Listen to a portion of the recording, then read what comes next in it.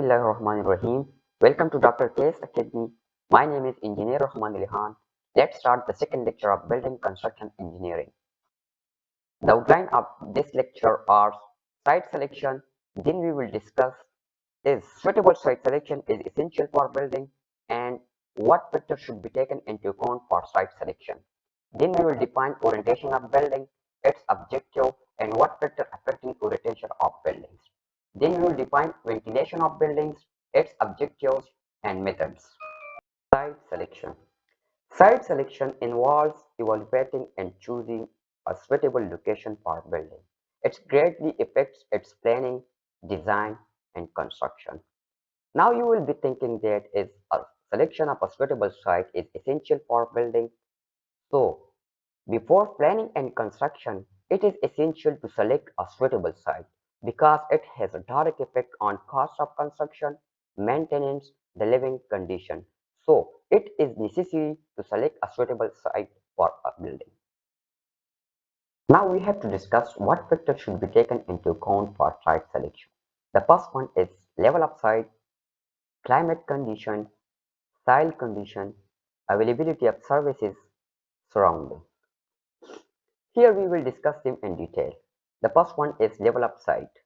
So the level of site should be higher than the surrounding because if the level of site is lower than the surrounding, then it will create drainage problem.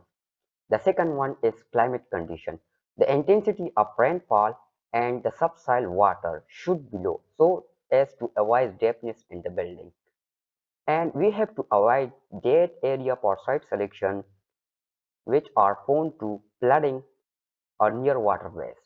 And consider seismic activity and building codes as well. Number third, soil condition. Soil condition play a crucial role in site selecting for a building. The soil must be able to support the building's load without excessive settlement. So it is necessary to select a site where hard stratum available at a reasonable depth of 1 to 1.5 meter from ground level so as to construct the foundation safely and economically. Fourth, availability of services. Availability of essential services is a key factor in site selecting for building. In order to provide the facilities to the residents, the site should be within the municipal limits.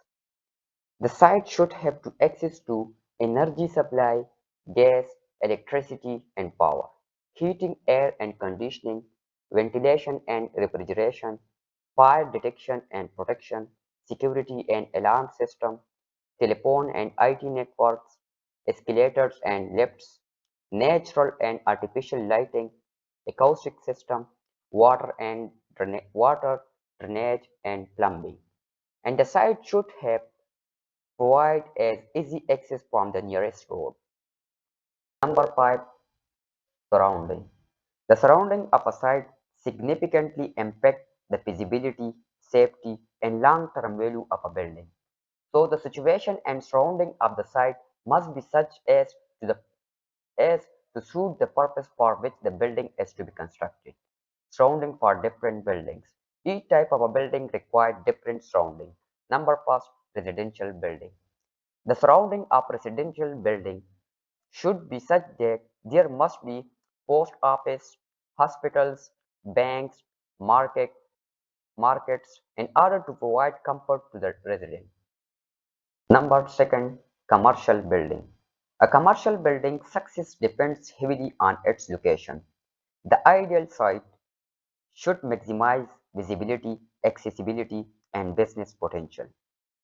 Choose a site in a high traffic area to attract customers and business. Ensure that the site is designated for commercial use according to zoning law. Reliable electricity, water, sewage, and internet connectivity are essential for commercial building. Number third, educational building. So the site for educational building must be such that its surrounding there should not be noise and must be quietness in the surrounding. And the educational building should be away from all kind of busy localities. Number four, institutional building. The site for hospital or institutional building should be located at quiet locality in the center of the area to be served. And the site for a hospital of an infection diseases must be located away from the city and should have convenient means of transport. Number five, industrial building. The site for an industrial building must be away from the residency in order to avoid different type of pollution.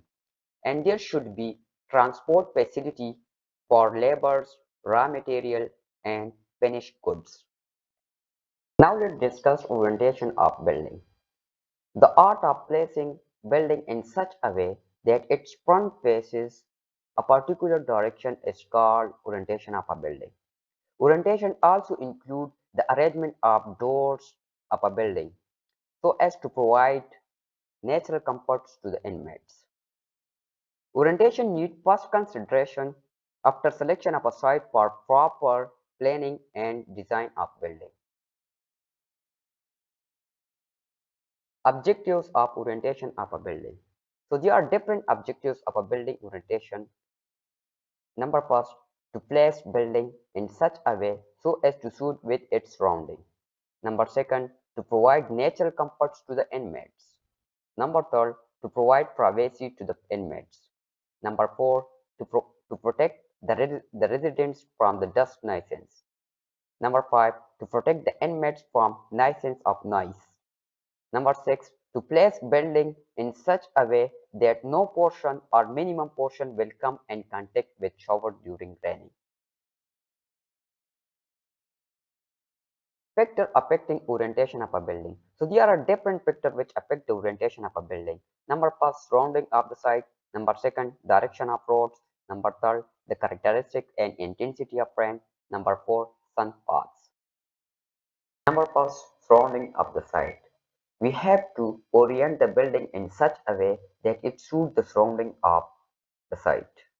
Number second, direction of road and street.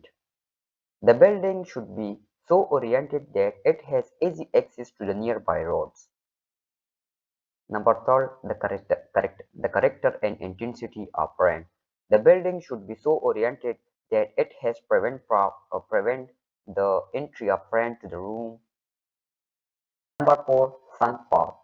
In northern hemisphere, the south-facing orientation is desirable because in winter, maximum sunlight receives and it creates or causes the greenhouse effect and kills the germ inside the building which grow in the dark. And summer, the sun is enough high that the eaves of the building prevent the direct sun lighting and heating. Describe ventilation of a building. So ventilation is defined as the supply of outside air into or the removal of inside air from the rooms of a different building is called the ventilation of a building.